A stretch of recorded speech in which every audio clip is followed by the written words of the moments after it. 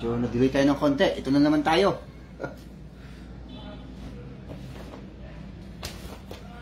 Okay. Yan, sumatin ho ang kapayapaan ng Panginoon Diyos, mga kapatid at mga kapwa Kristiyano na nandiyan po ngayon at patuloy pong nanonood at sumusubaybay sa programa pong Mga Tinig sa Ilang.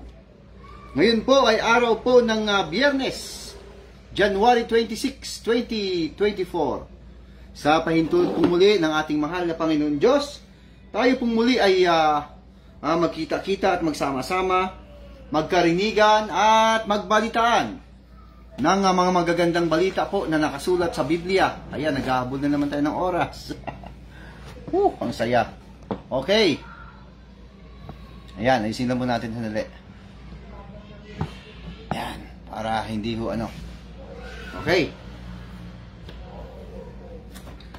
Ayan, delay tayo ng konti dahil tayo ay nagpahinga pa ng sandali lang. Atin hong ibabalita maya-maya ay pagpapatuloy ho natin yung ating hindi natapos ho na programa ng ating pong ibabalita, yung tungkol po doon sa Isaias 24:15, ano ho, na sinasabi ng marami na yun daw po ay Pilipinas, at ang isa namang relihiyon ay nagsasabi na yan daw po ay Israel. Kaya maya-maya ho pag-aaralan natin ito. At nandyan po ang ating mga kapatid, mga kapwa nating Kristiyano. Mag-message lamang po kayo para kayo po ay ma-acknowledge po, ma-shoutout dito po sa programang Mga Tinig sa Ilang. Nariyan po si Brother RG Pineda sa Pampanga po yan. Ayan, kapwa ho natin yung Kristiyano at sa lahat po ng kanyang mga mahal sa buhay, kapwa nating Kristiyano at Kristiyana. Ayan, mag-message lamang po At dahil ho yung ating pinag-aralan noong nakaraan ay tungkol po doon sa Daniel, babalikan ho natin uli yun.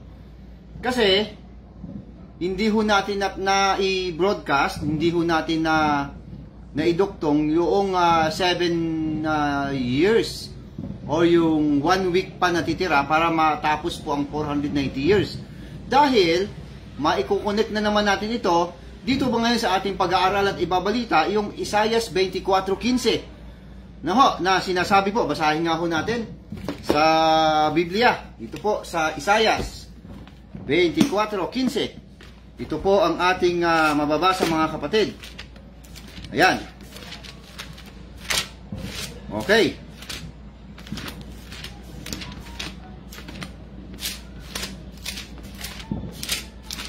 Madilim yung ating pwesto. Ito po ang ating mababasa, mga kapatid Sabi dito sa Isaias 24:15, kaya't luwalhatiin ninyo ang Panginoon sa silanganan, sa makatuwid bagay ang pangalan ng Panginoon ng Diyos ng Israel sa mga pulo ng dagat. Ayan. So napakasimple lang ho ang binasa natin, napakadali lang luwalhatiin. Ayan, ang pangalan ng Panginoon Diyos, ang Diyos po ng Israel. Yan po yung kanyang binigyan ng pansin, na kumbaga ay ginawa pa siyang inayos pa ng mabuti. Ayan. Inayos pa po ng mabuti, sabi dito, kaya't luwalhatiin ninyo ang Panginoon sa silanganan, sa makatuwid bagay ang pangalan ng Panginoon Diyos ng Israel sa mga pulo ng dagat. Ayan, pag-aaralan po natin mamaya kung yan po ba ay Pilipinas, kasi pulo ng dagat Kung yan po ba ay Israel. Ayan, natatawa tuloy ako. Naloko na. Itong isang pastor na nagpapanggap na may Holy Spirit. Basic na basic lang po kahit hindi ho tayo mag-Google Alam mo, umasa ka agad siya sa Google, itong pastor na may Holy Spirit kuno. Dapat hindi na ganoon kasi napaka simple lang naman ho nung binabanggit na pulo ng dagat. ano ho, na ang mga pulo ng dagat, nag-google pa siya, kasi ang tinutukoy Israel. Ano ho, syempre, ang pag sinabing pulo ng dagat, ano po yun? Mga isla. Aba, akalain nyo ba naman, itong pastor ninyo na nagpapanggap na may Holy Spirit, mali ang salin ng Biblia, itong King James Version na tinagalog. Wow! Para lang mapagbigyan, yung kanyang sinasabi na baybaying dagat. Pastor Jacob Santos, ako po ay mandaragat Alam na alam ko po yan yung mga pulo ng dagat. Marami ho kami napuntahan ng ganyan. Andyan din po ang aking mahal na kapatid, si Willa Dane. Balihera, Cueva, Aluntaga. Ayan. Mukhang maayos ang cellphone mo. Okay. Ayan na ang mga pulo ng dagat, siyempre, ano po yan mga isla. Ano ho? Island of the Sea. Mga baybaying dagat pa rin yun. Diyan na hindi pinag-aralang mabuti ng pastor ninyo. Itong pastor na nagpapanggap na may Holy Spirit, hindi pinag-aralang mabuti kung ano yung mga sinasabi niya at pagbibintangan pa ang salin ng Biblia na pulo ng dagat. Kasi gusto niyang itakel, gusto niyang ipalabasin na na Israel yon. Ayan, kasi ang Israel nga naman, ayon sa kanyang ginugel, meron ho dyan tinatawag na Mediterranean Sea, ayan, merong Red Sea, ayan, merong Dead Sea, at Sea of Galilee, ayan. Hindi ho lahat ng sinasabi ni Google accurate, Sinasabi ko sa iyo, Pastor Jacob Santos, hindi ho lahat ng sinasabi ng Google accurate. Ayan, dapat nating maintindihan yan, Hindi naman natin sinasabi na mali. Hindi lang accurate. Kagaya ng binabanggit ng Biblia, mga pulo ng dagat. Ang Sea of Galilee po, hindi po yung pulo ng dagat. Hello! Ano po yun? Ano po yun Tubig tabang po yun Diyan nangingisda itong mga apostol. Sila, Apostol Pedro, si Apostol Andres, si Juan Santiago. Diyan ho sila diyan ho sila nangingisda. Parang ano po yan, parang Laguna Lake. Yan, may mga bangus dyan na tabang, may tilapiyang tabang, may mga hito dyan na tabang, pantabang, kasi may hito din po na pandagat Ayan. At marami pang iyo, mga karpa.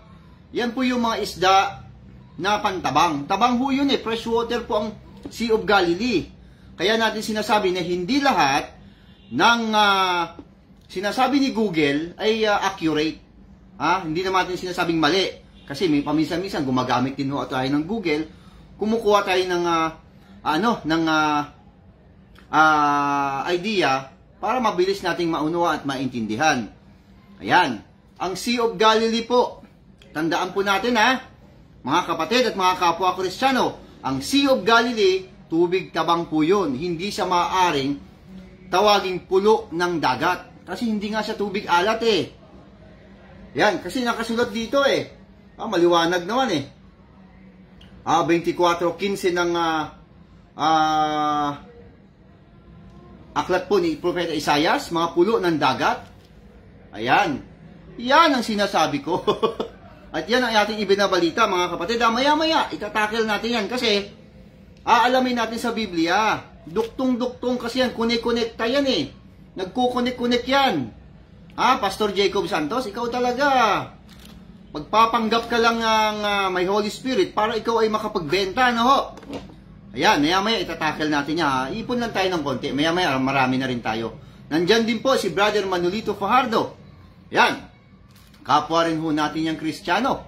At syempre, sa lahat po ng kanyang mga mahal sa buhay, kapwa nating Kristiyano at Kristiyana. Ayan. Medyo nagmadali tayo kanina dahil na-delay na naman tayo. Kulang pa tayo sa practice. Kaya lang, siyempre, bahala na ang Panginoon kung ano ang ating pong ibabalita sa gabing ito. Dahil, siyempre, ang ating pong ibabalita, hindi naman po ito basta-basta. Ayan. Kaya po, okay, siguro, mas mainam na simulan na natin. Magbalik tanaw muna tayo, tapos i-connect natin yung nangyari na yon, mga kapatid at mga kapwa Kristiyano, Yung nangyari na yan, tandaan ho natin, nung ating pinag-aralan, ay tungkol po doon sa pangitain po ni Propeta Daniel. Naayos na po natin yon at naitakil na natin at ibalita na natin na 483 years ang bilang, samantalang 490 years ang palugit na ibinigay ng Panginoon Diyos sa Israel. Kulang pa po ng 7. 1 week pa ang kulang. So, yan ang ating ipagpapatuloy para ma-connect natin yung Jeremias sa 6:16 hanggang sa aklat po ni Propeta Isaias 24:15, yung pulo ng dagat. Duktong-duktong kasi yan, hindi basta-basta yun eh. Yan. Ipon-ipon lang tayo ng konti mga kapatid at mga kapwa Kristiyano. Maya-maya, marami na yan. Okay, so bago tayo magpasimula, ito muna ang ating magbalik tanaw muna tayo doon po sa ating nakaraang pinag-aralan para ma-connect natin. Pero bago yan, ito muna ang sinabi muna ni Pastor Jacob Santos. Kasi sabi natin, nangako tayo na hindi na ho tayo magbibigay ng marami pang mga impormasyon tungkol sa kanyang pagkatao. Tama na, yung aral na lang, kung ano ang aral niya. Kaya may aral siya na ganito, tungkol pa rin po sa tinatawag na gradual healing at progressive healing, na wala naman sa Biblia. Hello! Wala pong nakasulat sa Biblia na may gradual healing at progressive healing. Ilang beses na natin yan sinasabit, ibinabalita na walang ganon. Bakit? Kasi nga po, hindi yan ginawa ni Jesus Christ yung gradual healing, progressive healing. Pinipilit niya talaga na mayroong gradual healing, progressive healing, yung ginawa po ni Jesus Christ sa Marcos 8. Ano ho? Marcos 8:22, ating pong basahin Hindi po niya tinakil ito kasi mabibinggo na naman siya ito, basahin na sa magandang balita po Gradual healing, progressive healing daw kasi ito Sabi dito, pagdating niya sa Bethsaida, dinala ng ilang tao kay Jesus ang isang bulag at pinakausapan nilang dipuin niya ang taong ito. Inakay niya ang bulag at nila ito sa labas ng bayan. Ibig sabihin, pasikreto pong pinagaling ni Jesus Christ ito. Kasi may mga tao pong nagdala sa kanya, mga siguro mga tambayan doon, na may nakabalita lang na nagpapagaling siya. So, dinala sa kanya ng mga tao itong bulag at ang ginawa naman ni Jesus Christ, inakay papunta sa labas. Ayan, inakay niya ang bulag nila sa labas ng bayan. Ibig sabihin, kaunti na lang ang tao. Matapos takpan ng kanyang mata, ang mga mata nito, sa kanyang kamay, tinanong ni Jesus, may nakikita ka ba? Tumingin ang lalaki at sumagot, nakakita po ako ng mga tao, ngunit para silang mga punong kahoy na naglalakad. Muling inilagay ni Jesus ang kanyang mga kamay sa mga mata ng bulag. Sa pagkakataong ito, tumingin mabuti ang bulag. Nanumbalik ang kanyang paningin at nakakita na siya ng malinaw. Sinabi sa kanya ni Jesus, maaari ka nang umuwi, huwag ka nang bumalik sa bayan. So, pasikreto pa rin ang ginawa ni Jesus Christ doon sa bulag na huwag nang bumalik sa bayan. Ibig sabihin, nakakita na siya. O ngayon, 2 times, sinipo. Naku po, itong inyong pastor, Pastor Jacob Santos. Sukat ba naman? Sabihin na gradual healing daw yun. Ayan, tinamaan ka ng magaling. Kung ikaw ay sumasampalataya kay Jesus Christ, dapat ipagpalagay mo, ituro mo sa mga nakikinig mo, sa mga nauuto mo, ituro mo na dapat sumampalataya sila na sila ay gumaling kaagad. Katulad nung babaeng dinudugo na binasa natin nung nakaraan na mahawakan man lamang ang laylayan ng kanyang damit, gagaling na siya. Dapat ganyan ay tinuturo mo. Tuloy, may nagbibigay ng video testimony sa programa mo. Salamat po, Panginoong Isus, sa ginawa pong pagpapagaling sa akin ng gradual healing. O ayan. Gradual healing, natutuloy sila ng gradual healing. Ayan, dyan po ang aking mahal na anak, si Bibialin. Natututuloy ang mga tao doon na magsabi na may gradual healing sa Biblia. Kahit wala naman. Bakit? Wala hong ginawa si Jesus Christ na gradual healing or progressive healing na unti-unting paggaling. Walang ganon. Bakit? May Holy Spirit si Jesus Christ eh. Nasa Kanya na po ang Holy Spirit sa anyong kalapate. Tapos minimenos mo ang kapangyarihan, may gradual healing ka pang nalalaman. Tapos ipipilit mo ang Marcos 8:22 na gradual healing, Pastor Jacob Santos. Tinamaan ka ng magaling. Hello! Ayan, sinasabi ko at ibinabalita na hindi gradual healing yun. Instant healing pa rin ang ginawa ni Jesus Christ. O ngayon, nagtanong siya, hindi raw makasagot. Matagal ko nang sinasagot yan. Ang katunayan nga, hinahamon nga kita eh. Sa isang maginoong debate sa Biblia tungkol dyan. Gusto mo, magsama-sama pa kayo eh. Nandyan po si Brother Michael Bambito. Yan dyan din po si Sis Opie. Diyan naman po yan sa Makati. At si Brother Michael Bambito ay nasa Milan, Italy. Ayan. Magandang gabi at mga kapwa ho nating Kristiyano at Kristiyana sa lahat po ng kanilang mga mahal sa buhay. Mga kapwa nating Kristiyano at Kristiyana. Ayan, progressive healing, kalokohan mo. Bakit? Bakit may progressive healing? Kasi may nagtanong sa kanya. Bakit daw paulit-ulit ang pananalangin? Pinapanalangin nung nakarang linggo, ipanalangin uli. Ayun ang kanyang sagot. May gradual healing daw kasi si Jesus Christ may gradual healing. Walang ganun. Pastor Jacob Santos, walang ganun sa Biblia na may gradual healing. Hanapan mo naman daw ng instant healing. Wala namang maipakita. Meron! Ituturo ko si Jesus Christ. Yan. Pastor Jacob Santos, yan ang sagot ko. Ituturo ko si Jesus Christ. Meron siya pinagaling. Instant. Okay. Kaya, sablay ang aral mo na yan.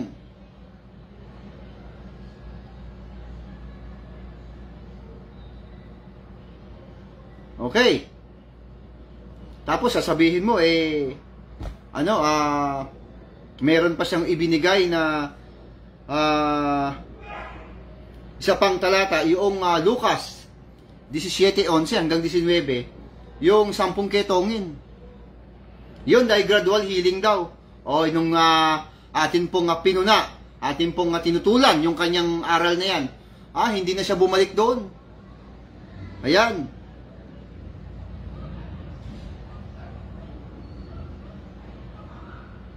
Hindi na siya bumalik doon.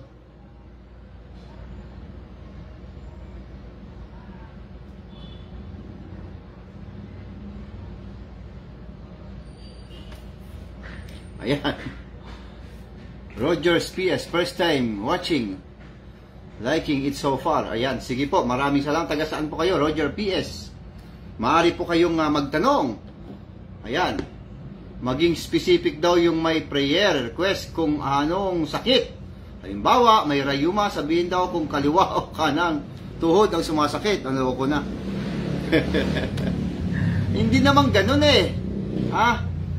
Dapat ipagpalagay natin sa ating mga sarili na tinuturuan dapat ang mga membro mo na sila po ay sila po ang mismong dumirektang manalangin sa Panginoon para sa kanilang sakit at karamdaman. Lumalabas, Pastor Jacob Santos, ikaw ay kontraktor ng panalangin. Nakakahiya para sa mga miyembro mo at humihingi ng panalangin, nakakahiya sila. Bakit? Kasi nahihiya sila sa Diyos. Idadaan pa sa'yo? Ikaw na yung manalangin sa akin. Bakit? Hindi ba kayo marunong manalangin? Yan, kasi meron kang motibo. Ayan, para ikaw ay puntahan ng tao at ikaw ay maniningil. Sasabihin mo, yung pong mga napagaling ng ating mahal na Panginoong Hesus, maaari po kayo magpasalamat sa Diyos. Sa darating po na gaytong petsa po ay darating po ating pasalamat, pwede po kayo magpasalamat. Punta ho kayo dito sa amin. Ayan, nandun yung kahon. Mahihiya ka ngayon hindi magulog. Kasi magpaparinig yun. Gumaling ka eh. May, good evening po, Brad Biz. Ayan, mga kapwa ho natin yung Kristiyano May. At sa lahat po ng kanilang mahal sa buhay. Kapwa natin Kristiyano at Kristiyana. Ayan, welcome po. Maaari po kayong magtanong Huwag po kayong mahiya. Ang ating pong pag-aaralan mamaya ay tungkol po doon sa isa pang linggong natitira sa Daniel 9:27. Tapos iko-connecta natin yung Jeremias 6:16 at kukonekta uli natin ang Isaiah 24:15. Yung mga pulo ng dagat na yan, mga konektado lahat yan. Ayan, maya-maya ho ng konti ha. Kaya wag ho kayong maniniwala dyan sa pastor na siya po ay kontraktor na ng panalangin eh. Idadaan sa kanya ang panalangin. Tapos to be specific pa, no, na kung ano ang masakit. Wow! Grabe! Ayan, o ngayon, eto na. Yun lang daw ang inutos sa kanya eh, na ipanalangin. Ayan, yan daw utos sa kanya, tapos magpasalamat daw kay Jesus Christ. Naku, paano kung mabasa ko ngayon sa Biblia na pag sinabi ni Jesus Christ, hindi ko kayo nakikilala? Paano ngayon yun? Ha? Pastor Jacob Santos? Hindi ko kayo kilala. Ayan. Tapos sasabihin na siya daw ang na inutusan na mag-prayer lang. Hello! Utusan mo ang mga miyembro mo at mga nakikinig sa'yo na kayo ang manalangin ng diretso sa Panginoon. Bakit idadaan pa ang panalangin sa'yo? Sino ka? Ikaw lang ba ang pinapakinggan ng Diyos? Ha, Pastor Jacob Santos? Ha, tinamaan ka lang magaling. Ikaw lang ba pinapakinggan? Nasa iyo ba ang Diyos? Nagpapanggap ka lang. O bakit? O ito pa maya-maya. Kung may Holy Spirit ka, Isaiah 24:15, bakit sinabi mo na Israel yan? Bansang Israel. O maya-maya, matutunghayan natin kung ano tinutukoy dyan. Pilipinas ba yan o Israel? Yan ang sinasabi natin, mga kapatid at mga kapwa Kristiyano. Ano pa ang sinasabi ng itong nagpapanggap na may Holy Spirit? No, pinagaling din, may nag-question, may nagbigay ng referensya, no? Yung biyanan ni Pedro.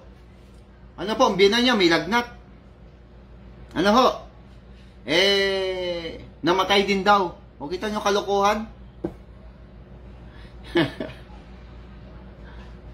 Basta gusto ko si Kibuloy. Pamilya nga, hindi. Naniniwakan niya. Oo nga, Brother Michael, ano? Pero nag-promise tayo eh na hindi na natin muna itatakil yan eh. Ano? Ay, talaga naman. Hindi lang, nakakadurog na ng puso eh. Talagang hindi ko talaga matiis talaga na hindi sabihin na nakakadurog talaga ng puso ang ginawa niya. Kung malaman nyo lang ang buong impormasyon, talagang kukurutin ang puso ninyo sa ginawa niya, no? Ayan. Oh. Ang Pastor Jacob Santos, ang biyanan po ni Pedro, hindi ho namatay sa lagnat. Siyempre, ang tao nga naman, ikaw nagsabi na may kamatayan. Talagang namamatay ang tao. Ayan. Tapos, ito pang itong si Lazaro. Hindi naman po siya, namatay si Lazaro, patay na talaga yon, binuhay. Ayan. Tapos namatay uli. Ngayon, meron ngayon nagsalita sa iyo na ipinag-pray mo. Ano ho? Taga-probinsya, hindi ko nababanggitin.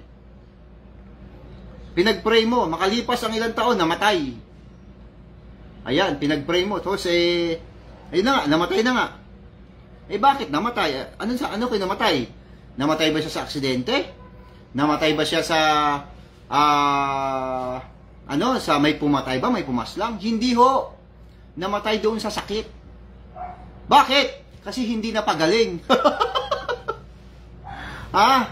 Pastor Jacob Santos, yan. Bingo ka rito. Ayan. Ang biyanan po ni Pedro, may sakit po na lagnat. Pinagaling agad ni Jesus Christ ng instant. Ayan, hindi siya namatay dun sa lagnat na yon. Kundi namatay talaga, siyempre namamatay ang tao. Pero itong pinagaling mo, na pinagaling mo, wala namang pumatay sa kanya. Hindi naman siya na-aksidente. Ano kinamatay? Namatay doon sa sakit. Bakit? Kasi hindi mo napagaling. Pastor Jacob Santos? Ayan. Nagpaano pa siya, ang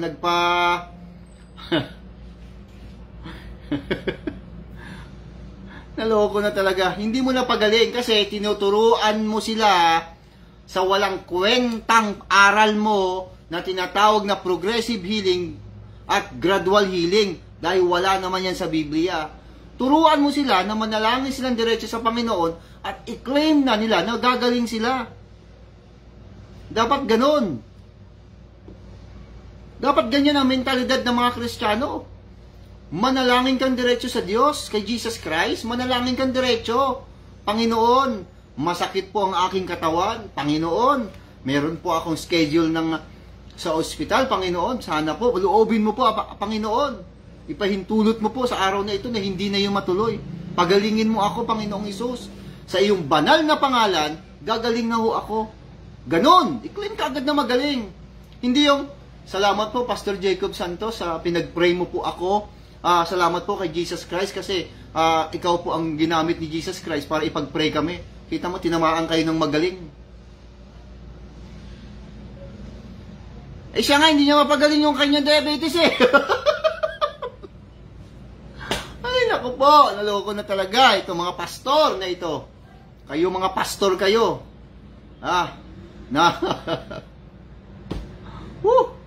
Sarili nyo ngang sakit, hindi nyo mapagaling.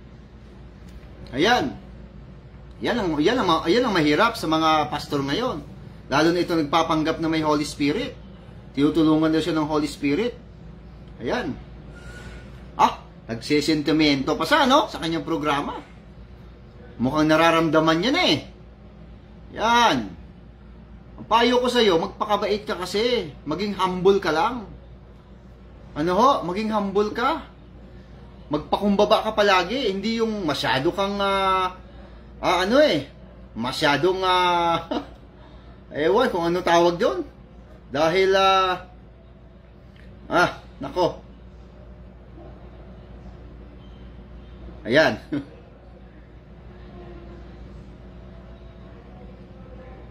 Kung magsalita, masyadong mataas. Pag sumakit ang ulo,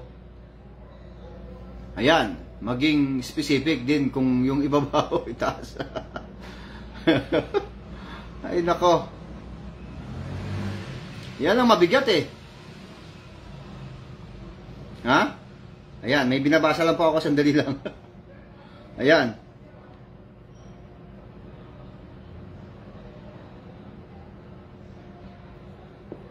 Okay. Yan po yung ating pinag-aaral mga kapatid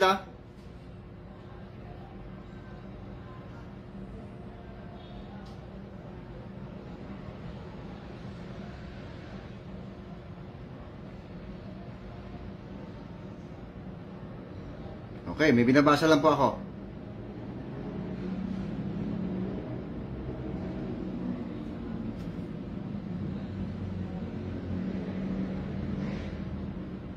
Okay. Yun ang mabigat sa mga pastor ngayon na atin pong nakagisna sa panahon na ito na talagang nagpaparami talaga ng pera, hindi nagbabanat ng buto. Umaasa doon sa mga miyembro, ang mga hinihingi. Ayan, mga kapatid, mga kapwa Kristiyano. Okay. Ano pa po ang dapat nating maintindihan?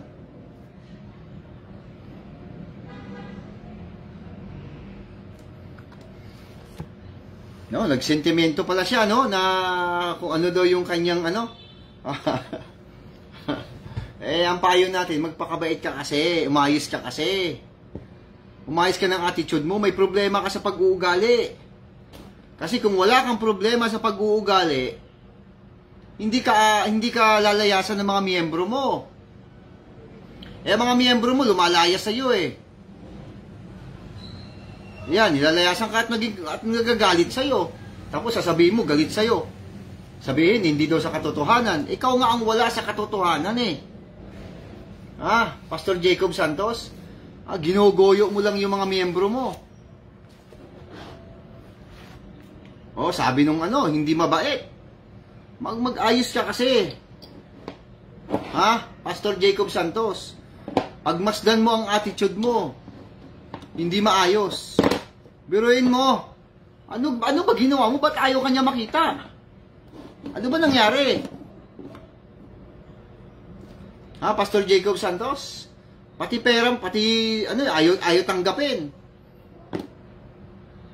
Ibig sabihin, may problema ka talaga. Pastor Jacob Santos? Ano pa asahan mo sa iyong aral na yan?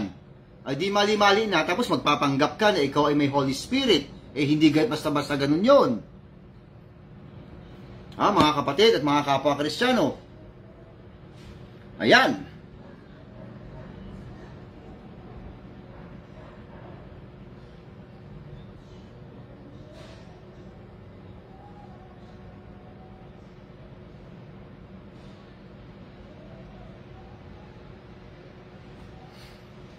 Basahin nga po natin mga kapatid kung ano ba sinasabi na yan. Nagpapanggap na may Holy Spirit, ganyan ang attitude. Ito dapat. Ito po ang makikita sa isang taong meron siyang kinasyansa ng Holy Spirit. Ito po ang katangian sa kanya. Pastor Jacob Santos, makinig kang mabuti Ito, sa isang talata po ng Galacia, 5:22 hanggang 26. Ito po ang ating mababasa. Subalit, ang bunga ng Espiritu ay pag-ibig, kagalakan, kapayapaan, pagtsatsaga, kabaitan, kabutihan, katapatan, kahinahunan, at pagpipigil sa sarili. Walang batas laban sa mga ganito. At ipinako na sa krus ang sa krus ng mga nakipag-isa kay Kristo Jesus ang kanilang laman at ang masamang hilig nito. Kung binigyan tayo ng buhay ng Espiritu, mamuhay rin tayo ayon sa Espiritu. Huwag tayong maging palalo. Huwag nating galitin ang isa't isa at huwag rin tayong mag-iinggitan sa isa't isa. Ayan, mga kapatid at mga kapwa Kristo, yan ang bunga ng Espiritu. May pag-ibig. Pastor Jacob Santos, may pag-ibig ka ba? Ayan, tanong si Brother Michael Bambito, may pag-ibig ba yon?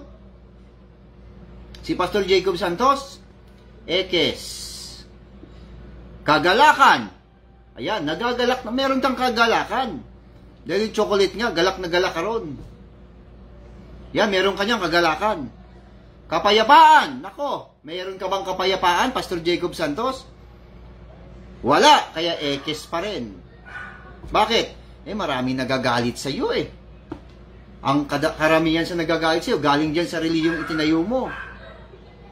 Pagtsatsaga, meron ka niyan, pagtsatsaga. Meron ka niyan, alam ko, nakadalawa ka na, kagalakan at pagtsatsaga. Meron ka pagtsatsaga, pinagtsatsagaan mo talaga na makarating yung mga package galing lalo sa Japan. Ayan. Kabaitan, mabait ka ba? Nako, sa YouTube, nandun yun Sabi dun, hindi siya mabait. Hindi ako nagsabi noon. Kabutihan, mabuti ka ba? Nako, ang kabutihan mo, pakitang tao lang. Katapatan, naku, wala ka lalo niyan. Hindi ka nagtatapat. Kahinahunan, nako, wala rin yan. Kahinahunan, wala. At pagpipigil sa sarili, wala rin yan. Ekes pa rin lahat. Walang batas laban sa mga ganito. Ayan. Ibig sabihin, nakadalawa ka lang. Meron kang kagalakan at pagtsatsaga. Nagagalak ka kapag ikaw ay napadalhan ng package galing sa abroad. Galak na galak ka dyan, tuwan-tuwa ka. Pagtsatsaga, pinagtsatsagaan mo na dumating ang package. Ayan. May pag-ibig sa pera. Ayan. May message yata ayan, yun na mahirap pag wala tayo isang pambasa, na ang pagpapagali Jacob Santos, front lang niya yan, pero para kakaiba sa dating daan. Pang-come on niya yun sa mga members ng dating daan kasi ayun, nawawala na naman. Mahirap talaga pag walang binabasang mga comment, mga kapatid at mga kapwa Kristiyano. Sige. Yun nga po, mga kapatid at mga kapwa Kristiyano, at sige, punta na tayo sa ating paksa, sa ating ibabalita sa araw na ito. Ayan. Ayan, good evening po. Ayan, andyan na po si Sis Marie. Diyan po yan sa Japan. Ayan. Hindi mainahon dahil nagagay sa mga nagtatanong. Dapat daw ay ang message niya lang. Eh kasi nga po, alam ko na style niyan. Nagagalit siya sa mga nagtatanong pag wala sa paksa kasi hindi niya kayang sagutin. Pag-aaralan pa niya yun eh. Ayan, nag-iingat siya dyan kasi alaki ng kinikita niya eh. O nga naman, pag nabinggo siya, eh, mababawasan. Kaya ang mga nandyan, mga uto-uto na lang yan. Mga nauto niya. Hello! Ayan, ang mga umaalis, yan yung mga matatalino. Hindi mga uto-uto. Ayun ang problema. Okay. So much for that. Sige po, dako na tayo sa ating pag-aaralan sa gabing ito. Siguro maya-maya naman ng konti ang tungkol dyan. Okay. Sige ho, kung nakahanda na po kayo, pag-aaralan na natin yung ating pong ibabalita sa araw na ito, yung tungkol po sa isang linggo pang natitira para maikonekta na ho natin yung 490 years na naputol. Tapos sabay konekta sa Jeremias 6:16 hanggang sa aklat ni Propeta Isaias 24:15 na sinasabi ng INC at ng Dating Daan o MCGI na yan daw po ay Pilipinas. Pag-aaralan natin mamaya kung anong lugar yan. Yan, sa tulong po at pahintulot po ng Panginoon na sinasabi natin palagi, hindi naman tayo napapabayaan. Okay? Sige, start na tayo. Okay, ito nga. Isang linggo na lang ang palugit. Isang linggo na lang pala ang natitira. So, one week na lang yon sa Daniel. Basahin natin ang Daniel, ha? Ayan. Dahan-dahanin lang po natin. Sa Daniel 9:27 po, ito po ang ating mababasa. Ang haring ito'y gagawa ng isang matibay na kasunduan sa maraming tao sa loob ng 1 linggo. Yan, kasi tapos na, nagawa na po yung templong literal, nagawa na rin po ang Jerusalem, buong Jerusalem, nagawa na, naigawa na rin ni Jesus Christ yung kanyang trabaho na mangaral po ng Ebanghelyo. Ibig sabihin, natapos na ni Jesus Christ hanggang napatay na siya, naipako sa krus, hanggang sa dumating naman po yung kanyang ibang mga hula na mawawasak uli itong Jerusalem. Mawawasak uli sa pangalawang pagkakataon. Okay? Bago mawasak ang Jerusalem na templo at ang templo na literal, nakapag-establish naman si Jesus Christ ng kanyang templo. Ang templo po na yon ay ang kanyang katawan. So, hindi na po yun mawawasak. Okay? Ngayon, dahil hindi tinanggap ng mga Hudyo ang ating mahal na Panginoong Hesus, nung siya po'y nangaral, nailipat po sa mga hintil ang pag-aari ng Panginoon Diyos. Nailipat na doon. So, nawala na po sa mga Hudyo, partikular po sa mga Israelita, nawala na po. Kasi nagkasala sila uli. Nagkamali sila uli, hindi na tinanggap si Jesus Christ. Ang mga hintil, kahit hindi nakikita si Jesus Christ, balita na lang ang nasagap nila, na siyang ginagawa ng mga apostol, sumampalataya ang mga hintil hanggang sa ating panahon. Sumasampalataya tayo kay Jesus Christ, alam na natin yung nangyari. Ayan. Dahil po doon, naputol ang pagbibilang. Yung 490 years, yung 7 years doon, 483 years lahat-lahat, plus 7, 490 years. Naputol po yun. Aantayin muna, ito namang mga hentil.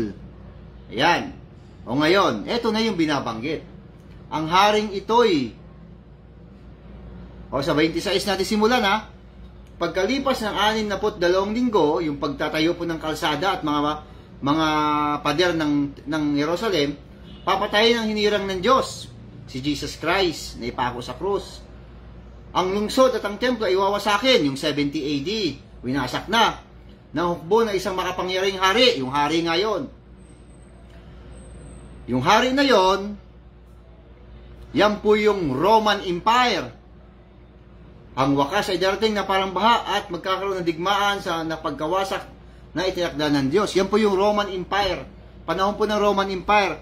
Hanggang sa ating panahon, babalik yun. Yung Roman Empire na yon. Babalik sila. Kaya ito na uli. Tumagos na ito sa panahon na ito. Sa 7 taon na hindi pa nagaganap. Ang haring ito ay gagawa ng isang matibay na kasunduan sa maraming tao sa loob ng 1 linggo. 1 week, equivalent sa 7 years. Pagkaraan ng kalating linggo, hahatiin. Pagka nahati na, yung 7 years, nandiyan po yung aking mahal na anak, si Vincel. Ayan, sige, makinig lang kayo, nak. Yung 7 years na yan, hahatiin. So, 3.5 years. Okay. Magkakaroon po ng kapayapaan. Unang-una dyan, kapayapaan. Yan, kaya nga sabi, ang hari ito'y gagawa ng isang matibay na kasunduan sa maraming tao sa loob ng 1 linggo. Pagkaraan ng kalating linggo, papatigilin niya ang paghandog. Sabihin, itong hari na ito, ang tinutukoy na hari dito, ito na po yung 666. Ito na po yung tinatawag na Antichrist. Kalaban na po ni Jesus Christ ito. May nagtatatak po siya ng 666. Siya na yan. Okay. So, unang-una, ang gagawin niya ay kapayapaan. Kaya mag-abang-abang tayo sa Israel. Ang Israel ngayon, napakagulo pa. Darating ang mga araw, yan po ay magiging mapayapa na. At mag-spread out po ang kapayapaan na yan sa buong daigdig. Magiging mapayapa na. Pero, yung kapayapaan na yan ay peke. Hindi totoo yung kapayapaan na yan. Kasi nagpapanggap po siya na siya na ang Kristo. Hello! Ayan. Okay. May mahaba po yung hindi ko mag-aanong mabasa yung message po ni Sis Marie dyan sa Japan. Nagpapay ng miyembro para sa financial problem dahil sinisimot. Kung totoo po na prayerful prayers niya, dapat gawin niya muna sa sarili niya para hindi siya namamalimos online. Ayan. Yan po yung yung po yung 666 na po ito. Hindi pa po nangyayari, nahulaan na po sa aklat pa lang ni Propeta Daniel. Okay. Kapayapaan muna. At pagkatapos ng kapayapaan, nandyan na rin po ang 2 saksi. Nangangaral na ni sila at sila po yung nagsasabi na hindi totoo ang Kristo na yan, hindi yan totoo dahil huwad na Kristo yan. Siya ay Antichrist, siya ang 666. Kaya pinatay niya yan, yung 2 saksi. Nung mapatay niya na at binuhay uli ng Panginoon Diyos, eto na, dumating na po ang pagkakataon na kinakailangan niya ng magpakilala na siya na nga ang Antichrist. Kasi, nahayag na siya. Yung pinatay niya kasi, binuhay uli. So, ibig sabihin, hindi siya uubra kasi ang pinatay niya, binuhay uli. Kaya nagpakilala na siya. Tigil na ang kapayapaan. Ayun na. Tigil na po ang kapayapaan. Yung 7 years na yan, tuloy-tuloy ang takbo niyan. May mga numero yan Alam nyo ba, ang gagawin, ito, numero na naman ito ang gagawin po nitong 666, una, kapayapaan, at ang kasunod niyan, magpapakilala na siya yung 666, tigil na ang paghahandog. Wala nang kapayapaan, wala na. Tigil na yan. Ano gagawin niya? Ipapatigil na nga niya, at magtatatak na siya ng 666. Magaganap na po ang tinatawag na kapighatian. Ayan. Yung kapighatian na yan. Pero, yung kapayapaan po na yon na isinasagawa niya, kapighatian na rin po yun. Magko-connecta yun sa gagawin niyang totoo niyang pakay. Alam nyo ba kung ilang days yan? 1,150 days. Doon niya yayariin. Gusto nyo yung talata? Kita nyo, pati numero, alam na alam natin.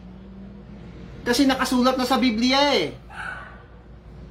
Kung ilang araw niya bubunuin yung kanyang plano na yan. Kasama na po yung kapayapaan kasi hindi nga po yung tunay na kapayapaan eh. Huwad na kapayapaan yun eh. Sa kanya ikokonekta yung tinatawag na kapighatian. 1,150 days po niya gagawin yan. 1,150 days. Eh kung 3.5 years yun, ayon sa ating binasa, so 1,000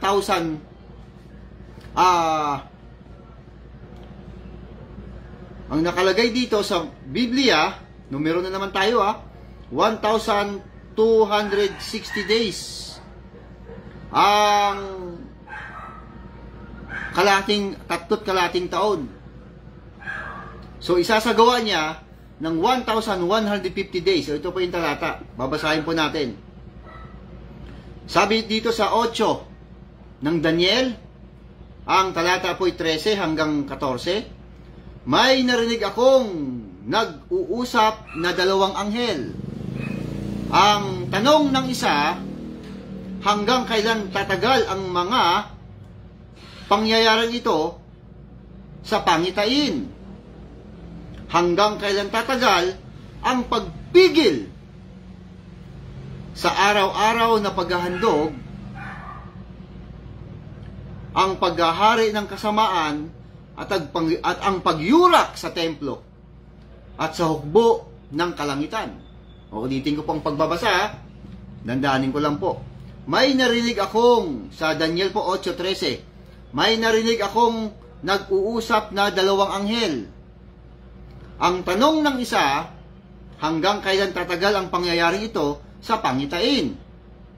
Hanggang kailan tatagal ang pagpigil sa araw-araw na paghandog, ang paghahari ng kasamaan at ang pagyurak sa templo at sa hukbo ng kalangitan? Okay, 14. Ito na po siya. Mangyayari ang mga ito sa loob ng 2,300 na gabi at umaga. So, 2,300 po ito. Pagkatapos, muling itatalaga at gagamitin ang templo sa sagot ng ikalawa. O yan. Sabi ko ho kanina, 1,150 days. Yang gagawin na yan. Ayan. Eh, ang sinabi dito, 2,300 gabi at umaga. Hahatiin mo lang naman yun eh.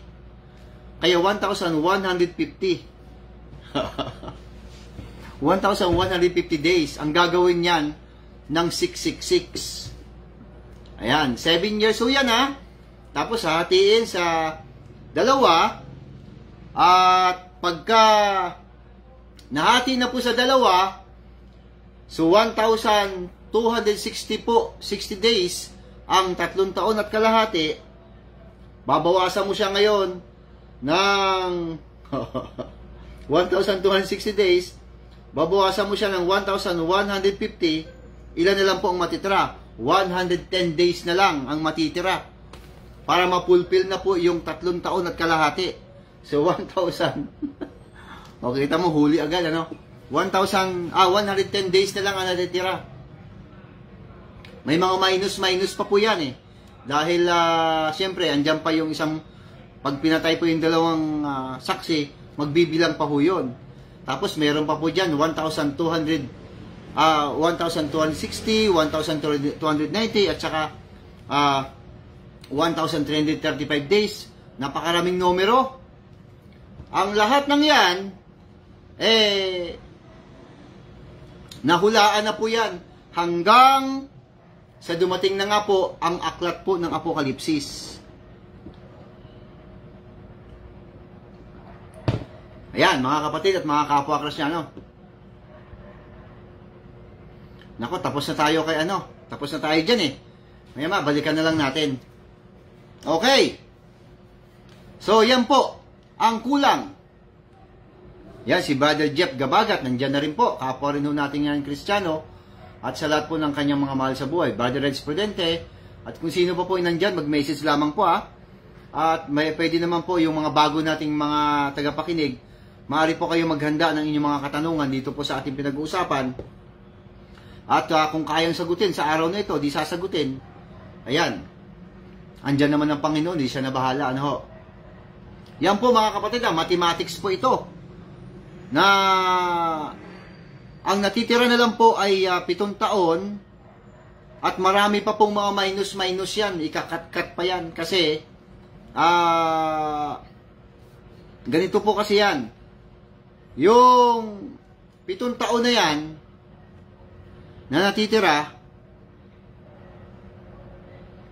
nung dumating na po ang aklat ng Apokalipsis, magsisimula po yan, yung 7 taon, dyan po, sa aklat po ng Apokalipsis, Kapitulo 6. Yan, chapter 6. Kaya, yung chapter 1, 2, 3, 4, 5, hindi pa mag-i-start dyan. Pagdating sa chapter 6, mag-i-start na po yan. Bakit? Kasi yan na po yung 4 na kabayo. May puti, may pula, may itim, at saka may batik-batik. Ano ho? Yung 4 na kabayo na yan. Hanggang sa pagdating sa 7, chapter 7, 8, hanggang 22. Yan na po yung kabuuhan ng 7 taon. Ayan. Hanggang sa matapos na po yan. Mga kapatid at mga kapwa Kristiyano. Ayan. O ngayon, yung pong naganap, pag naganap na po yung 7 taon na yan, na kulang pa doon para maganap ang 490 years. Ito na po yung ipapasok natin. Iduduktong na natin na ito palang aklat ni Propeta Daniel na 7 taon, may kaugnayan yan sa mga laking kapigatian. Ayan. The 6 seals, ang 6 po na 6 seals, 6. Ano ho? 7 yun eh. Ika-6 na chapter lang po. Okay. Ang sinabi po ng aklat ni Propeta Jeremias nung atin naman pinag-aralan noong nakaraan ay ganito. Sa Jeremias 6:16, ganito ang sabi ng Panginoon, magsitayo kayo sa mga daan at magsitingin kayo at ipagtanong ninyo ang mga dating landas kung saan nandun ang mabuting daan at magsilakad kayo roon at kayo mga kakasumpong ng kapahingan sa inyong mga kaluluwa. Ngunit kanilang sinabi, hindi kami magsisilakad doon. O pinag-aralan natin yun mga kapatid at mga kapwa Kristiyano na yung palang binabanggit na yan ni Propeta Jeremias, may mga tao na pala na lumakad dyan. May mga naglakad na. Kasi dating landas eh. Yan, sinabi natin si Abel, si Enoch, si Noe, si Abraham, si Sarah, si Isaac, si Jacob. Yan, 7 na yan. Nakalakad na sila dyan sa dating landas. Yan. May mga pananampalataya, yung 7 na yan. O ngayon, ano ang sabi sa kanila? O sa Hebreo, basahin nun natin ha. Para meron tayong referensya. Sa 11 po ng Hebreo, ito po ang mababasa natin sa 13. Sabi doon sa 7, sabi doon, silang lahat ay namatay na may pananampalataya. Yung 7, hindi nila nakamtan ang mga ipinako ng Diyos. Yung po yung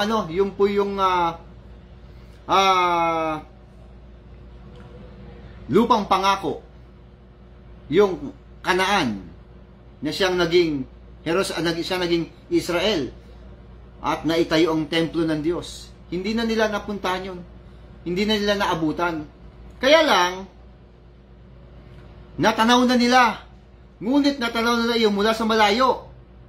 Ibig sabihin, nakapunta na sila dyan. Napuntahan na nila yan. Ayan, si Abel ba? Napuntahan ni Abel? Eh, may dahilan yun eh. Si Enoch ba napuntahan? Eh, may dahilan din ng Panginoon Diyos yun eh. Kinuha na siya eh. Si Noe ba napuntahan ni Noe? Oo, napuntahan ni Noe yun. Ayan. Nakarating siya sa tinatawag na kapahingahan. Si Abraham, lalo na si Abraham. Napuntahan niya yun. Kasama si Sarah. Kasama siyempre si Isaac at saka si Jacob. Napuntahan nila yung lupang pangako na yan. Kaya lang ito nangyari. Natanaw na lang nila mula sa malayo at itinuring nila, tanggap na nila. Ibig sabihin, natanggap na nila yung lupang pangako na yon. Kinilala nilang sila yung mga dayuhan lamang at ng ibang bayan dito sa lupa. Yun ang kanilang mindset. Ng 7 na yan. Mindset na nila yan na dito sa earth, sa kanilang pinuntahan na lugar na ito sa earth, naka-mindset na sila yung mga dayuhan lang dito. Ibig sabihin, pag dayuhan, hindi sila taga rito. Ng ibang bayan dito sa lupa, ibig sabihin, dumayo lang sila dito. Yan ang kanilang mindset. 14. Ipinapakilala ng mga taong nagsasalita ng ganoon na naghahanap pa sila ng sariling bayan. Ibig sabihin, may mga chismis na makakabalik sana sila sa lupang pangako na yan. Kaya pa nilang bumalik. Tuloy ang basa. Kung nasa isip nila ay ang layo lupaing kanilang pinanggalingan, may pagkakataon pa sana silang makabalik doon.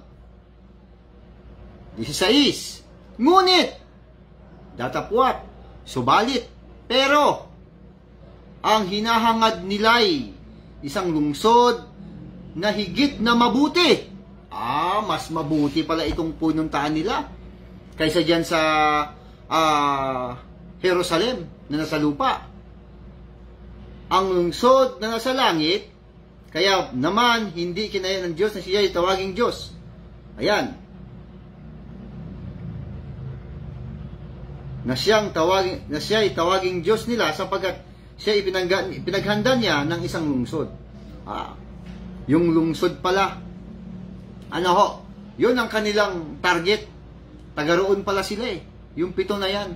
Hindi na nila nakita yung pagtayo ng templo ng Panginoon Diyos. Ayan, yan si Brother Oscar Vargas. Yan, kapwa nating Kristiyano yan. At sa lahat po ng kanyang mga mahal sa buhay, kapwa nating Kristiyano at Kristiyana.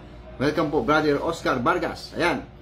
Yan po ang mindset ng mga lumakad na dyan sa dating landas. Kaya mali yung sinabi po ng dating daan na sila daw po yan, dating daan. Hindi ho, ang mindset po ng 7 na yan ay ang lungsod na nasa langit. Ano ba yung lungsod na nasa langit na yan, mga kapatid at mga kapwa Kristiyano? Ano ba yan? Lungsod na nasa langit. Sa 22, sa Hebreo 12, 22, ito po yung lungsod na nasa langit. Hebreo 12, chapter 12, verse 22 ng Hebreo. Sa halip, ang nilapitan ninyo ay ang bundok ng Zion at ang lungsod ng Diyos na buhay, ang Jerusalem sa langit, na kinaroonan ng di mabilang na anghel. Ang dinuluhan ninyo ay masayang pagtitipon ng mga panganay na anak na ang mga panganay nakatala sa langit. Ang nilapitan ninyo ay ang Diyos na hukom ng lahat at ang mga espiritu ng mga taong ginawang ganap. Nilapitan ninyo si Jesus, ang tagapamagitan ng bagong tipan at ang dugong iminisik na may pangako na mas mabubuting bagay kaysa isinigaw ng dugo ni Abel. Ibig sabihin, eto na, ini-invite sa pamamagitan po ni Propeta Jeremias, ini-invite niya tayo na dapat lumakad din tayo dun sa dating landas. Ibig sabihin, kung dati-rati, going to Israel, from Egypt to Israel, promised land, hindi na po pala ganon. From earth to heaven na tayo. Yan ang ini-invite ni Propeta Jeremias. Na dapat ang mindset natin ang langit na. Meron ding Jerusalem doon, ang bundok ng Zion. Ibig sabihin, Yang Jerusalem na nasa Israel ngayon, replica na lang yan. Xerox na lang pala yan. Kasi mayroong original doon. Kaya darating po ang mga araw, yung bagong langit at bagong lupa. Ayun na. Okay na tayo doon. Ayan mga kapatid at mga kapwa Kristiyano. Yung ating pinag-aralan sa gabing ito, na ini-invite tayo ni Propeta Jeremias. Tayo man ay lumakad din sa mga dating landas, nilakaran po ng 7 na yan. Para sila po ay mabunta sa bundok ng Sion, ang Jerusalem sa langit. Ayan. O ngayon, paano naman ito maiko-connecta? Dito naman, amen. Pakitype lang po ang amen. Andiyan si Brother Tracer. Hello. Wala pa si andiyan na si Brother RG Pineda eh. Si Brother Chandler wala pa. Malamang busy yun. Ayan, mga kapwa ho natin yung Kristiyano, si Brother Tracer. Malonzo, dyan po yan sa Pampanga. Ayan. Kapwa nating Kristiyano at sa lahat po ng kanyang mga mahal sa buhay. Ayan, yan po yung ating pinag-aralan mga kapatid at mga kapwa Kristiyano na ito pong Jeremias 6:16 ay ayan po, bagong tao. Yan po yung ating inaabangan. Yan po yung binabanggit natin mga kapatid at mga kapwa Kristiyano na yan po yung ini-invite naman ni Jesus Christ, buhay na walang hanggan yan. Ayan. Pag sinabi pong buhay na walang hanggan, ano na po yan? Forever and ever na yan. Yan po yung binabanggit na yan ni Jesus Christ. Yung 1,000 taon po, hindi po yung buhay na walang hanggan. Ako, ang dami nagkakamali dyan. Bakit? May numero nga 1,000 nga Mga mago at mga kaibigan, parang si Kabularan lang, Ayan. Hello! Ayan, mag-type po kayo ng amen. Naloko na talaga. O, yan po yung ating, mga kapatid, umiinom lang ako ng tubig. Okay. O ngayon, yung pag-i-invite po ni Propeta Jeremias na dapat lumakad na sa dating landas. Ayan. O nga po, Brother Oscar, napakaganda din po ng kasi ganito po yun sisimplihan lang natin. Tama naman po yung sinasabi ng Biblia na doon sa 7 na binabanggit natin na si Abel, si Enoch, si Abraham, si Noe, si Abraham, si Sarah, si Isaac at saka si Jacob. Silang 7 lumakad na sa dating landas. Ang target nila yung Jerusalem sa langit. Hindi na sila nakarating doon sa lupang pangako. Kasi mas mainam yun nandun Yan po yung tinutukoy. Yan po yung binabanggit. Sila po yung nakalakad doon. Kaya dapat lakaran din natin yon. Kaya tayo dito sa lupa, sinisikap natin na tayo po ay napakasimple lang naman po na sinasabi ni Jesus Christ Hindi naman tayo pinapahirapan Ang dali-dali na lang pala Bakit pa tayo na nagugoyo itong mga pastor na ito? Pinapahirapan pa tayo. Yung sinasabi na dapat, na lang, simplihan na lang natin yung ating ginagawang pananampalataya kay Jesus Christ. Siya naman nagsabi niyan Tandaan ho natin, ang pinaka-final po, itong Biblia po ito, marami po itong aklat. 66 books lahat ito Nandito po ang history. Pero pag binasa mo po sa pinakadulo, mababasa mo rito yung Apokalipsis. Yung kahuli-hulihang aklat. Book of Revelation. Unang pagkakataon, nagbigay si Jesus Christ ng salita. Nangaral siya. Mga ka-Bible study. O nga po, yan na po ang yan po yung kanyang tawag. Ayan Meron na pong apokalipsis na dapat nating doon na tayo mag-focus. Unang-una, si Jesus Christ nagbigay po ng salita ng Ebanghelyo. Siya po mismo nangaral. At huwag niyo po itong kalilimutan, ha. Si Jesus Christ mismo nangaral. Bumaba siya sa lupa, dyan sa Jerusalem, dyan sa Israel, at mismong bibig niya ang nangaral, mismong bibig niya ang aral ng Diyos, sa bibig niya nang galing. 3 taon siyang nangaral, tinabaho ni Jesus Christ yan. 3 years siyang nagtrabaho dyan para maipakalat lang ang Ebanghelyo ng Panginoon Diyos. At nagawa ni Jesus Christ yun. At naipako na nga siya sa krus. Tapos naghirang po siya ng mga apostol para maging katuwang niya sa pangangaral ng salita ng Diyos. Kasi wala na nga siya, akin na siya sa langit babalik na siya ron Nangaral ang kanyang mga alagad, mga apostol. Tapos nakita ng Panginoon na mukhang hindi pinapakinggan itong kanyang mga kalahi ang salita ng Diyos. Ayan, naghirang po siya ng isang apostol pa, si Apostol Pablo, para mangaral naman sa mga hintil. Okay, eto na, nangaral na sila Apostol Pablo, nakarating na kung saan-saan, ipinapangaral po nila ang Kristyanismo. Ang Christian, ang Jesus Christ po ang ipinapangaral nila. Ipinapakilala po nila si Jesus Christ. Ayan, wala pong lublob na tubig doon. Ipinapakilala lang nila na may Jesus Christ. Okay, hanggang sa dumating po ang pagkakataon na wala na po ang mga apostol. Isa na lang ang natitira. Si Juan na lang na minamahal na alagad. Dumating na po ang pagkawasak ng templo na ikalawang pagkakataon. Ayan na, nagkaroon po ng ikinulong po siya o dinala siya sa isla ng Patmos. Madilim doon Ayan, dinala po si San Juan doon. Ngayon, nung nandun na po siya, nagpakita sa kanya ang Panginoon. Nung nagpakita sa kanya ang Panginoon doon, pinasulat siya.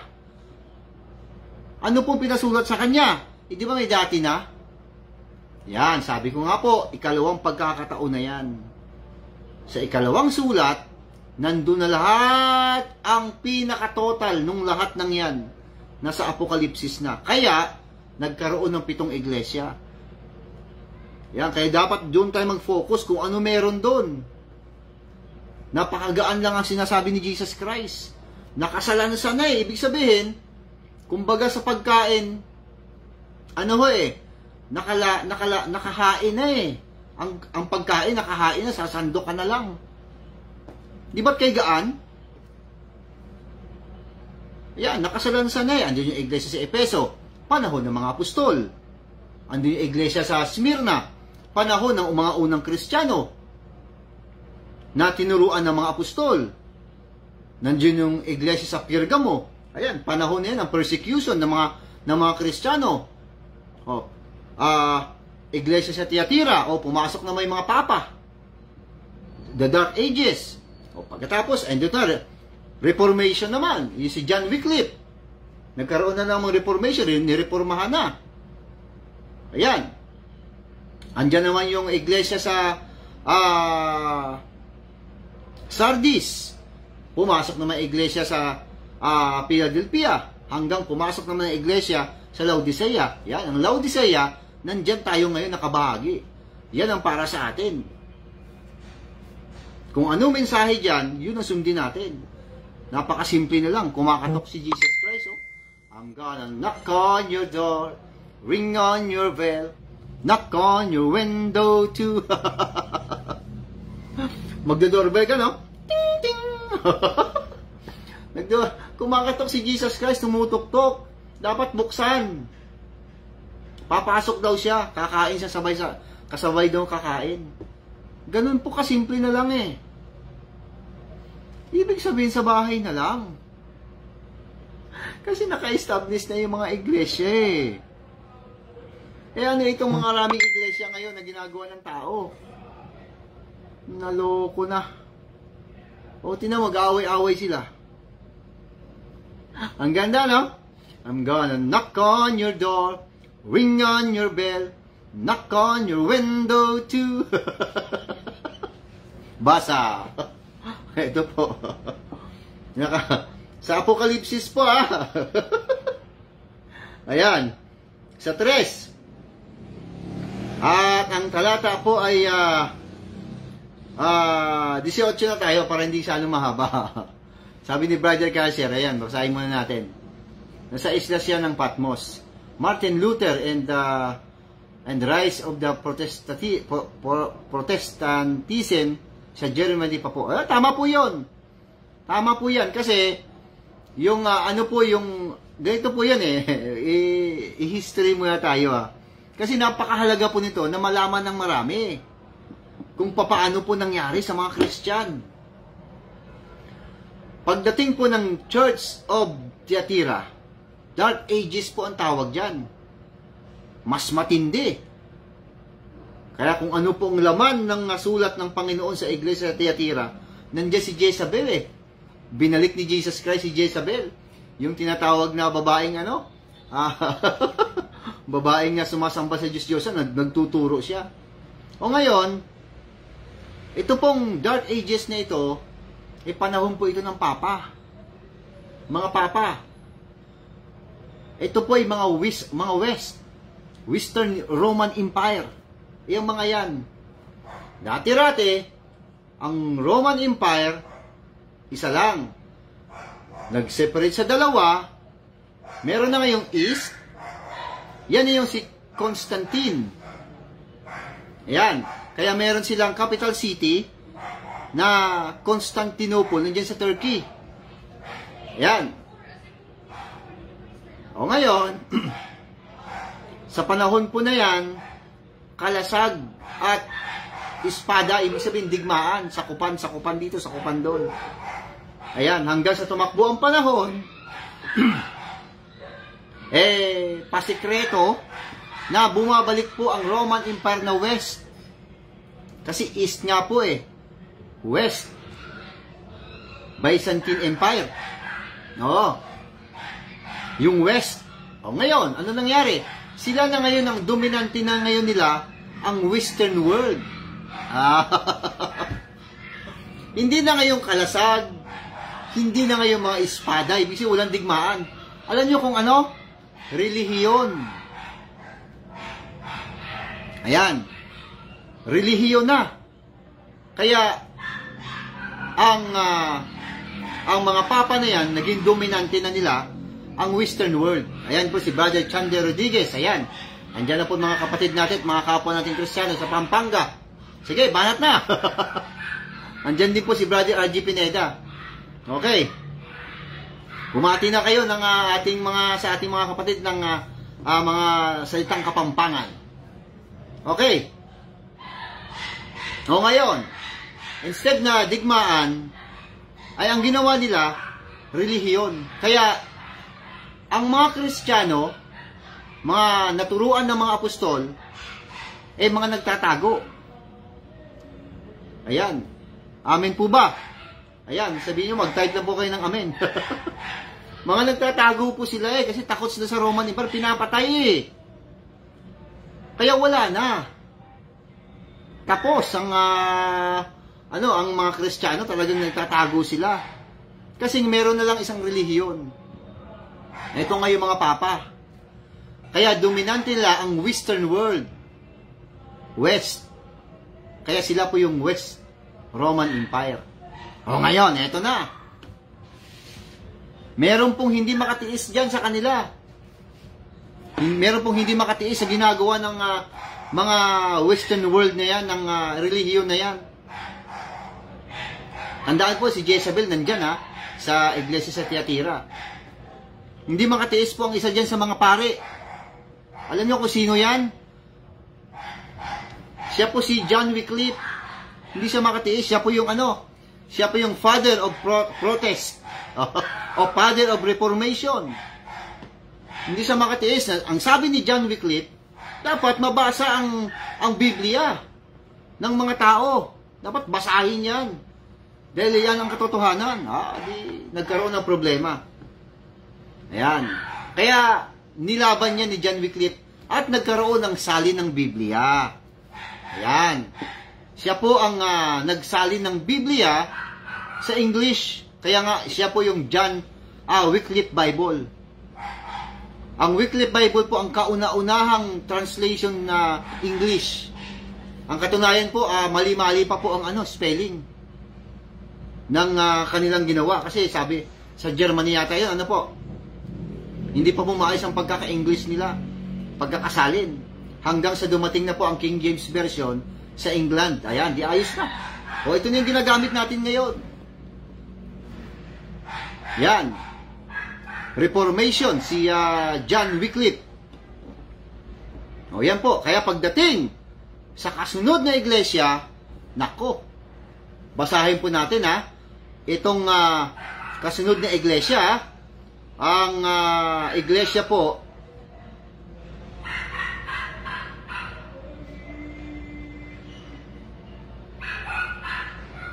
iglesia po, pagkatapos po ng Tiatira, ang iglesia po sa Sardis. Alam niyo po kung anong sabi dito? Basahin natin kasi magiging tumpak po ito sa sinasabi natin na ang mga Kristiyano po nagtatago, natatakot, wala na sila. Yan. Kasi pinapatay sila kasi isa na lang ang relihiyon Kaya eto na, si Jesus Christ sumulat. Ito po yung sulat niya sa mga Kristiyano. Basa sa 3 ng Apokalipsis. Isulat mo sa anghel sa iglesia sa Sardis. Ito ang sinasabi ng nagtataglay ng 7 espiritu ng Diyos at ng 7 bituin. Alam ko ang ginagawa mo. Ang alam ng marami, ikaw ay buhay. Ito na Ngunit ang totoo, ikaw ay patay. Kaya, gumising ka. Palakasin mo ang nalalabi pa sa iyo. Ngunit, upang hindi ito tuluyang mamatay, sapagkat nakita kong hindi ganap sa paningin ng aking Diyos ang mga nagawa mo. Pinapagising. Bakit? Kasi patay. Bakit patay? Kasi nanggaling sa iglesia sa Tiatira Mga namatay sila dun Ibig sabihin, mga naggandawala na. Natumba na ang Christian. Mga Kristiyano natumba na, nagtatago. Kaya ito sulat ni Jesus Christ. Gumising ka. Ayan. Ang kasunod naman na iglesia, Philadelphia. Ayan, naggumising na nga. Gumising na. Kaya ganun po yun, nakasalansan yun Hindi po pwedeng mawala yun Kaya dapat nagka-focus tayo dito sa iglesia, sa 7 iglesia. Kasi nandyan ang lahat ng impormasyon. Yung panibagong salita ni Jesus Christ. Kaya sabi natin, simpleng-simple na lang. Kasi may panibago siyang salita. Yun yung 7 iglesia na pinasulat niya. Doon na lang tayo mag-focus. Pero hindi natin sinasabi, nakalimutan ng history, yung mga nakaraan. Magiging guide na lang natin yun. Kaya kung ano ang nilalaman sa iglesia po sa Laodicea, yun ang dapat natin sundin. Basa ang sabi ng Panginoon sa iglesia sa Laodicea. Ito ang mababasa natin. Ayan. Sabi dito, isulat mo sa anghel ng iglesia sa Laodicea. Ito ang sinasabi niya na ang pangalan ay Amen. Ang tapat at tunay na saksi. At siyang pinagmulan ng lahat ng nilalang ng Diyos. In generally speaking na po ito Alam ko ang mga ginagawa mo. Alam kong hindi ka malamig ni mainit. Mabuti pa sana kung ikaw ay malamig o mainit. Ngunit dahil ikaw ay maligamgam, hindi mainit ni malamig, isusuka kita. Ayaw ng Panginoon na ikaw ay maligamgam o malahininga. Ayaw niya. Gusto niya mainit o malamig. Ayaw niyang neutral ka. Ibig sabihin, dapat manindigan ka bilang isang Kristiyano. Dapat nararamdaman ka. Tuloy ang basa. Sinasabi mo ikaw ay mayaman, sagana sa lahat ng bagay at wala nang kailangan pa. Ngunit hindi mo nalalamang ikaw ay kawawa, kabagabag, duka, bulag at hubad. Ayan, ang mga Kristiyano po sa ating panahon, mayabang na. Marami ng pera. Pagigising sa umaga, wala na Jesus Christ na yan. Hindi na nila ginaganon. Kasi pagising sa umaga, ang kanilang negosyo agad, ang kanilang trabaho agad ang nasa isip nila. Kaya nga dapat laging, si Jesus Christ laging inaalala yun. Busy na ang tao Wala na rin siyang kailangan. Pagbukas ng bigasan niya, may mga isasandok siya. Pagbukas ng rep, maraming ulam. Ayan, paglabas ng bahay, may sasakyan. Pagkapunta sa labas, may perang pambili. Wala na rin siyang kailangan. Pero ang sabi ni Jesus Christ, kaawa-awa, bulag. Hello. Ayun, sa 18 na tayo. Sabi ng Panginoon, kaya nga ipinapayo ko, ayan, Pinapayag kong bumili ka sa akin ng purong ginto upang ikaw ay maging tunay na mayaman. Yan, ibig sabihin, tumulong ka, gamitin mong kayamanan mo, tumulong ka sa kapwa. Para maging mayaman ka. Mag-iipon ka ngayon ng kayamanan sa langit. Ayan, bumili ka rin sa akin ng puting damit upang iyong isuot. At matakpan ang nakakahiya mong kahubaran. Ayan. Hindi po yung literal na damit, kundi yung ibig sabihin ng Panginoon, nakakahiya ang gawain mo Mayaman ka, pero hindi ka marunong tumulong. Kinakanya mo lang. O yan. Sabi ng Panginoon, bumili ka rin sa akin ng gamot na ipapahid sa iyong mata upang ikaw ay makakita. Kasi bulag na nga. Bulag na sa kayamanan. Ganyan po ang panahon ngayon. O ito, sabi ni Jesus, ang payo niya, ito, sinasaway ko't pinapalo ang lahat ng aking minamahal, kaya't maging masigasig ka. Pagsisiyan mo talikuran iyong mga kasalanan. Tingnan mo, nakatayo ako at tumatok sa pintuan. Kung di rin gininuman ang aking tinig at bubuksan ang pinto, papasok ako at kakain akong kasalo niya. Hello. O, di ba? As simple as that. Dapat pala, pag may money ka, may kakayanan ka sa buhay, huwag tayong maging mayabang. Tumulong dapat sa kapwa, sa mga nangangailangan. Yan ang pagbibili mo ng tunay na ginto. Para magkaroon ka ng tunay na ginto, maging tunay kang mayaman sa langit. Bumili ka rin ng damit para matakpan ang nakakahiya mong kaubaran. Kasi ang gawain mo nakakahiya para sa Panginoon. Tapos bili ka ng gamot, ipahid sa iyong mata kasi bulag na nga. Ganun po kadali. Maliwanag po ba mga kabayo? Ayan. Okay. Ating oras na lang. Ako, naloko na talaga. Okay, Propeta Isaias na tayo para tapos na. O ngayon, paano natin may kukonekta kay Propeta Isaias? O basahin natin ang aklat po ni Propeta Isaias. Ayan, dito po sa King James Version na tinagalog. Ano ho? Sabi dito, kaya't luwalhatiin ninyo ang Panginoon sa silanganan. Sa makatuwid bagay, ang pangalan ng Panginoon ng Diyos ng Israel sa mga pulo ng dagat. Ang sabi ng INC dito, dahil galing dyan si Caperes, ano? No? Ano daw po? Yan daw po ay Pilipinas. Kasi ang binabanggit po, pulo ng dagat. Ngayon, itinuro naman ito ni Caperes kay K.L. Soriano at itinuro naman ni Soriano sa mga MCGI na ito ay Pilipinas. Kasi nga naman, pulot ng dagat. Tapos may binabanggit na silanganan. Ang Pilipinas po naman talaga ay nasa silanganan. Ano ho? Tapos maraming pulo. 7,100 islands kapag high tide. Kapag low tide naman, lagpas 7,100 islands. Ayan. Ang sabi naman ni Pastor Jacob Santos dito, mali daw ang salin dito sa King James Version ng tinagalog, yung pulo ng dagat. Aba, binasa po niya yung yung in English niya sa New International English Translation ba yun, na baybaying dagat, coastland. Ano ho? Ito nga, basahin nga natin mga kapatid sa New International Version. Yun yata yung sinabi niya. Yan. Ito, hanapin lang natin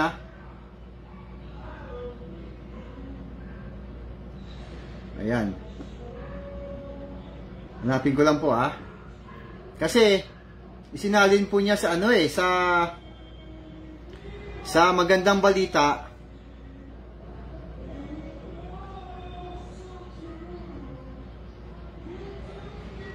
Ayan. Ito sa New American Bible Revised Edition na lang natin basahin kasi parehas lang naman. Ito po nakasulat. Therefore, in the east, give glory to the Lord in the coastland of the sea. Ayan. Yan daw po ang tamang salin, coastland of the sea. Ayan. Kaya mali daw po yung pulo ng dagat. Pag tinagalog na naman, baybaying dagat. Yun daw po ang tama, baybaying dagat. Okay? Kaya sinabi po niyang baybaying dagat, yan daw po ang tamang salin, sabi ni Pastor Jacob Santos. Ayan. Sabi niya, yan daw po ang tamang salin. Baybaying dagat. Pag in English, coastland of the sea. Ano ho? Kasi, sa Israel siya nakafocus. Dahil ang Israel daw, ginugil pa niya. Merong Mediterranean Sea, merong Red Sea, merong Dead Sea, at merong Sea of Galilee. Ayan, naloko na. Pastor Jacob Santos, ano naman nangyari sa'yo? Ha?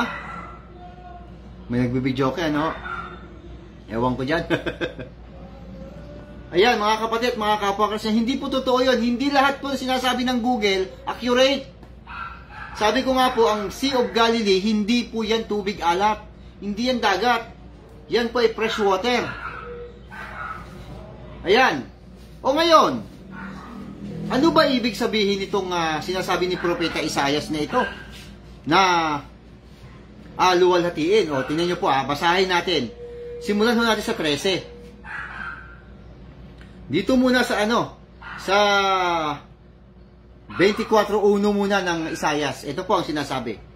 Narito, pinawawalan ng laman ng Panginoon ang lupa, at sinisira at binabaliktad, at pinangangalat ang mga nananahan doon. Ayan, ibig sabihin, meron pong naganap na, na galit ang Panginoon Diyos. Ano ho? Sa magandang balita, para mas maliwanag, basahin din ho natin. Sa Isaias po, doon pa rin tayo. Sa 24. Ito po ang nakasulat. Ang daigdig ay wawasakin ng Panginoon. Sasalantain niya ang mga lupain at pangangalatin ang mga tao. Kung inyo pong mapapansin, ayan, ang kasulatan ang gustong sumunod sa isip niya. Ang binabanggit po ito ni Propeta Isaias, ang kanya pong hinuhulaan, ay ang galit na po ng Panginoon Diyos. Wawasakin na nga po ang daigdig Tapos pangangalatin na po ang mga tao. Yan ang binabanggit niya. Yan po ay pa lang po yan. Malaking kapigatian na yan ang binabanggit yan. Ang aga na magbasa ng pasyon dito sa alam niyo man ho dito sa lugar namin, marami pong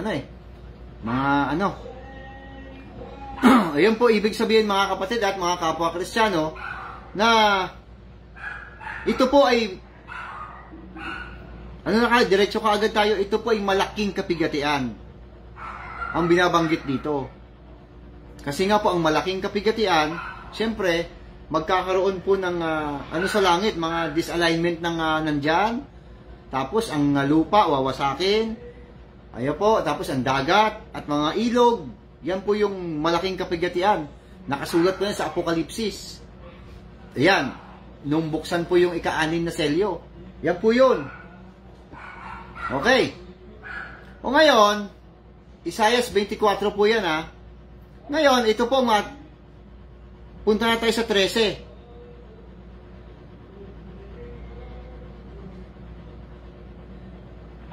Ayan. Kasi, ang nakasulat po 24, kinsi pulo ng dagat. Sa 13 po. Punta tayo sa 13. Ito, sabi ng Panginoon. Basa. Ganyan din ang mangyayari sa lahat ng bansa sa buong daigdig. Ayan na Pastor Jacob Santos. Siguro naman meron kang maintindihan dito yung walang makuwang maayos na impormasyon ng mga tagapakinig mo. Pinipilit niya kasi na Israel. Ito namang INC at ang dating daan, Pilipinas. Sabi dito, ganyan din ang mangyayari sa lahat ng bansa sa buong daigdig. Ibig sabihin, yung tinutukoy pala na to ay Israel nga. Tapos, kinukumpara niya na ganyan din ang mga mangyayari sa buong daigdig. Sa lahat ng bansa, sa buong daigdig. Ibig sabihin, kasama na Pilipinas. Ano mangyayari? Tuloy ang basa. parang puno ng olibo matapos lagasin ang bunga. Tulad ng ubasan matapos ang anihan. Silang nakaligtas ay aawit dahil sa kagalakan. Meron palang maliligtas, meron palang mga survivor. Ano ho? Meron palang mga survivor. Tuloy ang basa. Dahil dun sa nangyari na yan, hindi na po sa Israel ang ibig sabihin, buong bansa na. Kasi may sinabi sa 13 pa lang eh. Ganyan ang nangyayari sa isang pastor kapag ka nagbasa ng Biblia na putol-putol. Tapal dito, pitas dito, itatapal sa kabila. Ayan, ayan, Pastor Jacob, sa inabot mo. Ayan sa 13 pa lang, ganyan din ang mangyayari sa lahat ng bansa, sa buong daigdig. Tulad din pala sa Israel na mangyayari sa Israel, tulad din sa lahat ng bansa sa buong daigdig. Ngayon, 15. Pupuri, kasi may maliligtas Silang nakaligtas ay aawit dahil sa kagalakan. Mula sa kanluran ay kanilang dadakalain ng Panginoon. Kanluran, ibig sabihin, west po ito West. Ayan. Pupurihin siya doon sa silanganan. Yan, ito naman yung east.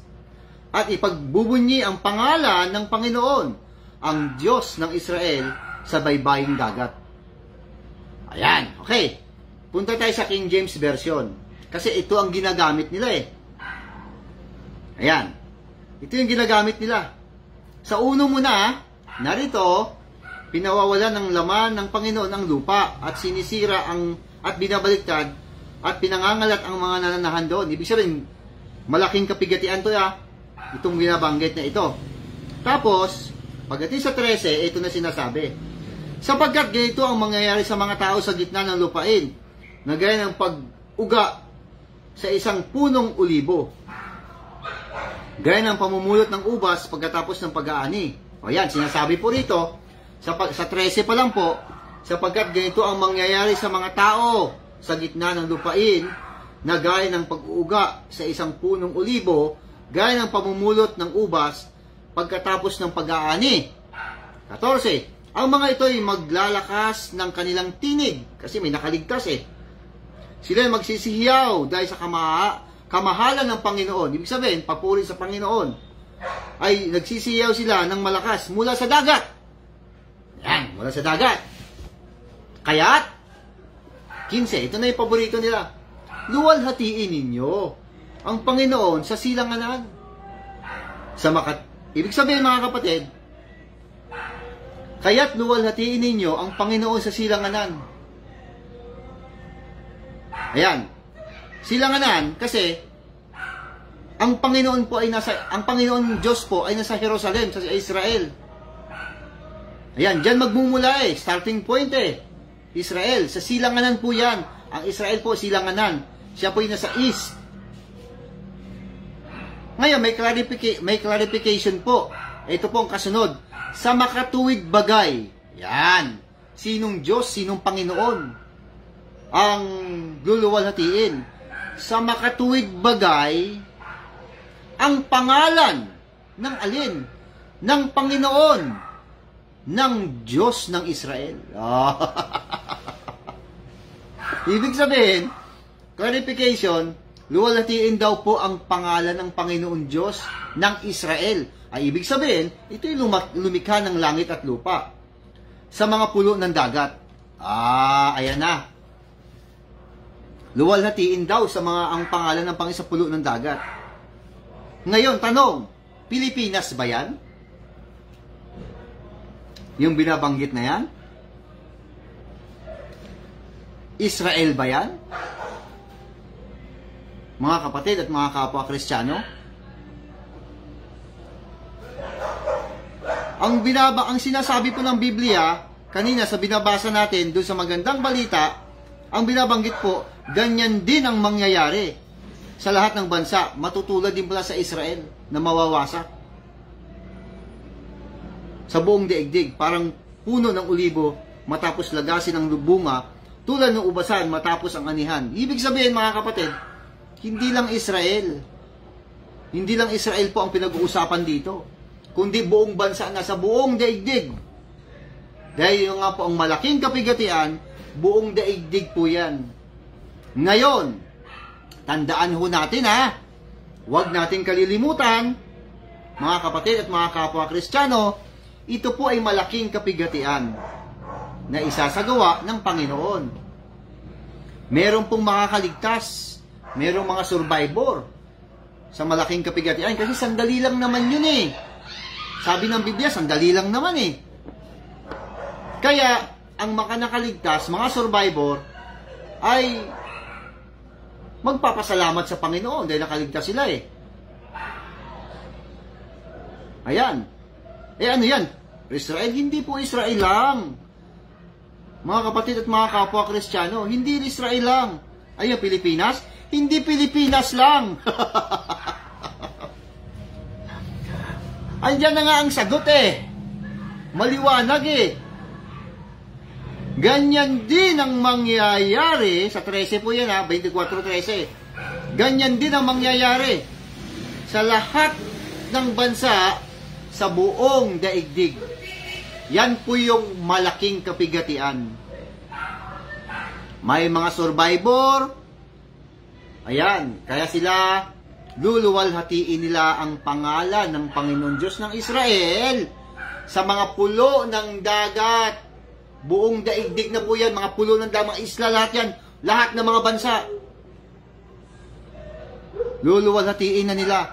Sino ang Diyos ng Israel? Sino ang Diyos ng Israel? Ang lumikha ng langit at lupa. Ayan, tapos ang usapan. O di mali silang lahat. Mali ang INC, mali ang MCGI, mali si Pastor Jacob Santos. Kita nyo? Kasi hindi nyo binabasa ng buo tsaka inuunawang mabuti. Oo, ang Israel makakaranas talaga ng kapigatian dyan.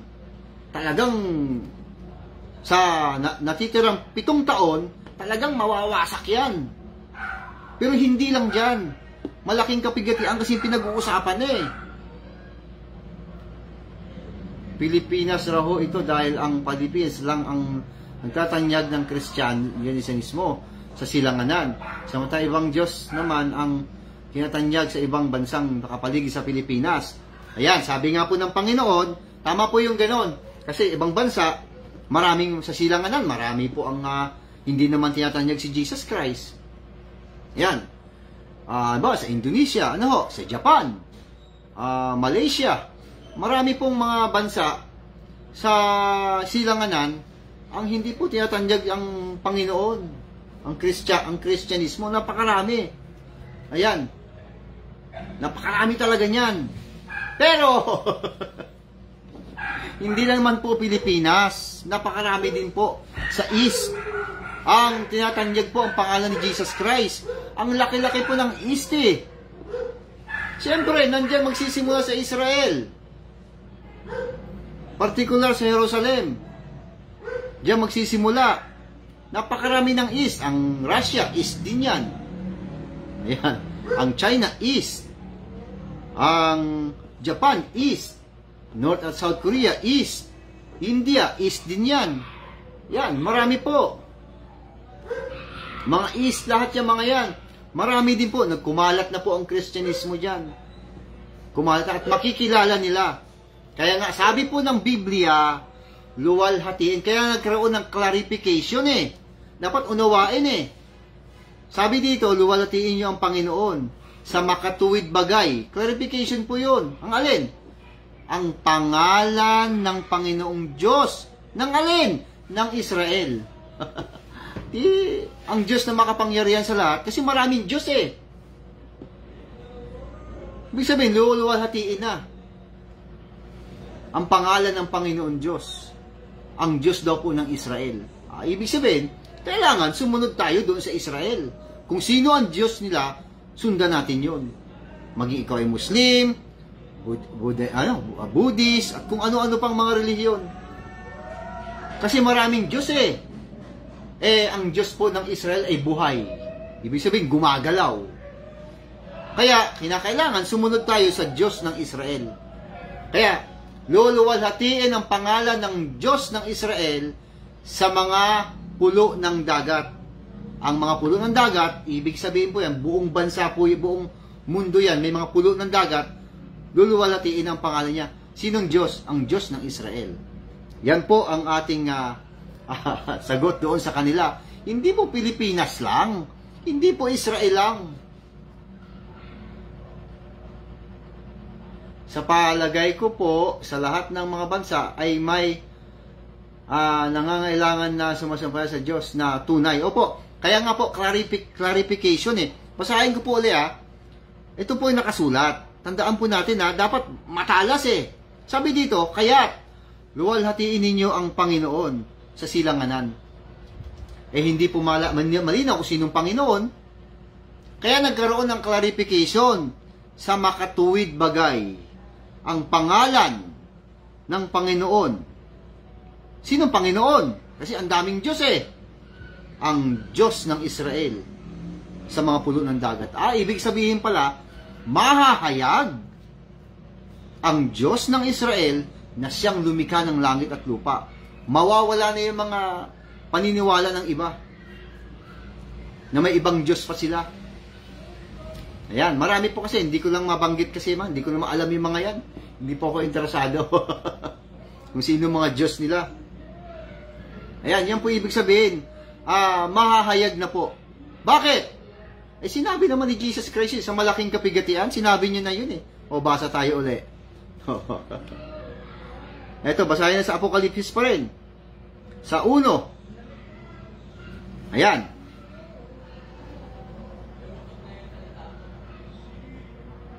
Ito po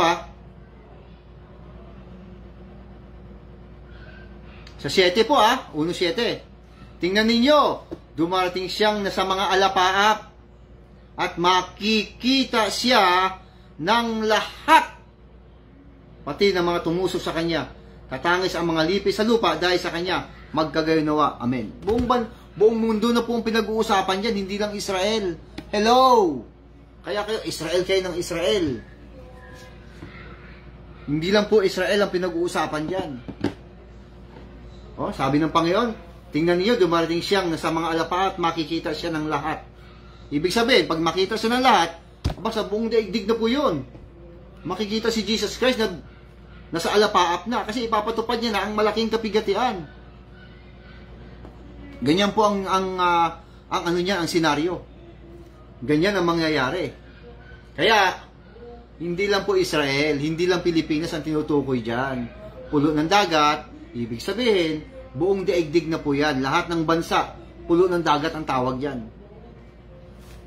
Hello. Ayan. Bawat pulo ng dagat, may mga tao. Ayan. Ganyan po mga kapatid at mga kapwa Kristiyano, ang ating pong na pag-aralan at naibalita sa gabing ito. Kung meron po kayong katanungan, pwede po kayong magtanong. Ayan. Tapos, magagalit. Ay, naku po. Ayan. Sige po mga kapatid at kung meron po kayong mga comment, mga katanungan po dito sa ating pinag-aralan, kulang lang kasi oras dapat magtuloy-tuloy pa yan hanggang sa Apokalipsis. Kulang pa po yun. Hindi pa yun sakto. Kulang-kulang pa yun. Kaya nga po, dapat talaga lagi natin pinag-aaralan at ibinabalita ang aklat po ng Apokalipsis. Ayan. Dapat lagi natin inahayag yun. Kukuha tayo ng mga idea doon, tapos pupunta tayo sa ibang mga aklat. The best talaga ang Biblia. The best talaga ang salita ng Panginoon pag naintindihan. Pero pag hindi naintindihan, naku po, naloko na. Ayan, tingnan niyo po. Napakarami po ang hindi nakakaunawa tungkol po dyan sa malaking kapigatian. Disgrasya sila dyan. Hindi nila ngayon mabigyan ng linaw kung ano ang magaganap sa daigdig. Samantalang sa programang ito, malambot na lang nating na-deliver yan at naibalita. Dahil sinasabi po natin palagi, hindi tayo napapabayaan ng Panginoon. Kahit nga po na nagagahol tayo, nakakaabot pa rin. Mga kapatid at mga kapwa Kristiyano. Yun nga po ang aking pakiusap, mga kapatid, na tumulong dapat tulungan. Yan po ang sinasabi ng Panginoon na dapat ay mayong gabi Michael Floyd Naraus dira sa Himamaylan, Negros Occidental, dira sa Pangpang sa Barangay 1. Yan, Michael Floyd Naraus. Kamusta mo lang ko dira sa aton tanan, dira sa Pangpang. Kaya ang Uncle Lals. Okay. Yan po yung kailang matapos na tayo eh. Tapos na ang programa. Kaya mga kapatid at mga kapwa Kristiyano, tulad po ng ating sinabi na niloob ng Panginoon Diyos na tayo po ay makapag-broadcast ng Biyernes. Ayan, kahit tayo ay nahuli kanina, na delay, nairaos pa rin ho natin yung live broadcast natin at i-deliver natin yung dapat nating sabihin na ang mga pulo ng dagat po ay hindi lang po Pilipinas, hindi lang po Israel, kundi buong daigdig na po yung pinag-uusapan dyan. Sabi ng Panginoon, matutulad ang mga bansa. Ibig sabihin, matutulad siya sa Israel. Hindi lang po ang malaking kapigatian, hindi lamang po sa Israel na. Meron na po, kalat na po yun sa buong daigdig. Wala na pong pinipili yan.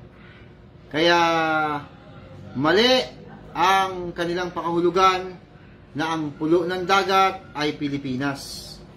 Ang pulo ng dagat ay ang Israel, lalong mali. Kasi ang pulo ng ang Israel po, wala namang pong pulo ng dagat o baybaying dagat. Meron siyang Mediterranean Sea. Ayan, maraming mga beach dyan sa Mediterranean Sea. Ayan, in the rest, hindi na po maaaring yung Red Sea. Ayan. At saka yung Dead Sea. Ayan. Sa malaking kapigatian kasi, hindi maano yan. Sea of Galilee, hindi po. Ibig sabihin, doon na umiikot. Hindi ho totoo yung sinasabi ni Pastor Jacob Santos. Sige po mga kapatid at mga kapwa Kristiyano, hanggang dito na lamang po yung ating live broadcast. At bago po tayo matulog, alalahanin po natin si Jesus Christ. Ayan. Ang ating mga kasama sa bahay, ang ating mga mahal sa buhay, bago matulog, dapat tapikin sila, sabihan na, alalahanin ninyo si Jesus Christ bago matulog. Manalangin. Banggitin po ang kanyang banal na pangalan. Yan ang gusto ng mahal na Panginoong Hesus, na lagi siyang inaalaala. Ayan. Bago pumasok sa trabaho, o kung ano pa mang gagawin natin, dapat laging inaalaala si Jesus Christ. Tapos, huwag nating kaligtaang tumulong sa kapwa. Basahin natin sa Hebreo po, 13. At ang talasa po ay 15. Ito po ang nakasulat. Kaya't lagi tayo mag-alay ng papuri. Purihin natin palagi ang pangalan ng Panginoong Hesus, bilang handog sa Diyos sa pamamagitan ni Hesus. Papuring mula sa ating mga labi na nagpapahayag ng ating pagkilala sa kanyang pangalan. At huwag nating kaligtaan ang paggawa ng mabuti at ang pagtulong sa kapwa, sapagat yan ang alay na kinalulugdan ng Diyos. Ayan, mga kapatid at mga kapwa Kristiyano, tumulong sa kapwa. Huwag hong tutulungan ang may mga bank account, may mga yung nagpapahayag na dito niya ihulog sa bank account na ito, dito niya ihulog sa GCash number na ito, at kung ano-ano pa. Huwag niyo silang tulungan. Nag-iipon ho ng pera yon. Marami ng pera. Ang tulungan po dapat, ang paggawa po ng dapat ng tulong, doon po sa nangangailangan. Kung kailangan niya, dapat tulungan. Tama nga ho yung kanta, ni Stevie Wonder at saka ni Paul McCartney. Ayan. Lardel Branch.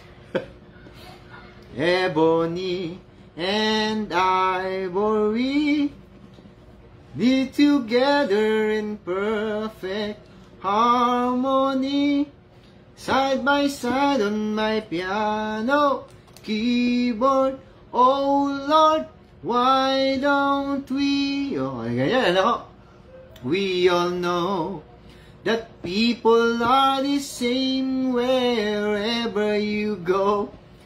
There's a good and bad in everyone. Learn to live, and we learn to give each other what they need to survive.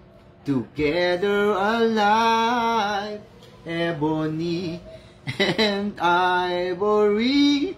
Oh, napakaganda ng kanta na yan, oh. Na learn to give, and we learn to give each other what they need to survive. Para makasurvive lang.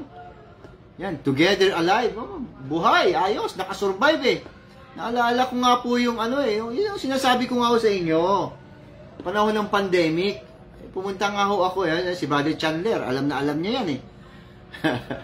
Na binabanggit ko sa inyo na ang hirap-hirap nung panahon na yun na makalusot ka sa checkpoint. Ng checkpoint po dahil pandemic, bawal maggala. Pumunta ako sa tinawagan ho ako ng ng hotel na aking siservisan ng internet dahil wala daw internet. Pagdating ko doon, hindi naman pala ako pinagawa kagad dahil kailangan pakipaalam sa may-ari. Maggagabi na. Wala rin akong kapera-pera, wala akong panggas. O yan. Sabi ko, tapos. Ayan, mabuti na lang, may tumawag. Uwi ka na bro. Padalhan kita. O, sabi ko, ayos. Nakasurvive. Yun ang ibig sabihin. Nakasurvive. Kaya dapat tulungan po ang nangangailangan ng tulong para makasurvive naman. Yan yung sinasabi ni Jesus Christ. Bumili ka sa akin ng purong ginto para ikaw ay maging tunay na mayaman. Yan.